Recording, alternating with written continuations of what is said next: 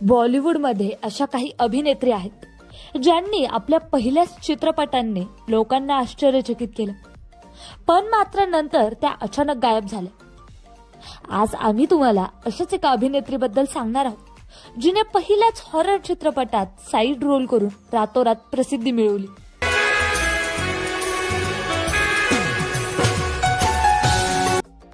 दोन 2002 मध्ये प्रदर्शित झालेल्या राज या हॉरर चित्रपटातील भूताची भूमिका साकारणारी ही मालिनी शर्मा। तिने चित्रपटात अर्ध्या तासाचीच भूमिका साकारली, मात्र अर्ध्या तासातच मालिनी शर्माचं सौंदर्य लोकांच्या मनावर राज्य करून गेलं।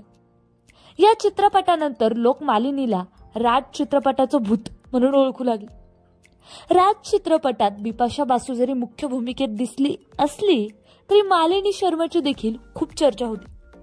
तिचा एकही डायलॉग आजपर्यंत लोक विसरू शकले नाही। पहिल्याच चित्रपटाने चर्चेत आलेली मालिनी शर्माने मात्र एकच चित्रपट करून बॉलिवूडला अलविदा केलं। त्यानंतर मालिनीने पियांशू चटर्जीशी लग्न केलं, मात्र हे लग्न फार काळ टिकू शकले नाही आणि लग्नाच्या 4 वर्षानंतर दोघांनी घटस्फोट घेतला आणि या सर्व भानगडीत असतानाच ती चित्रपटांपासून दूर झाली आणि एकच चित्रपट करून तिने चित्रपटसृष्टीला रामराम ठोकला।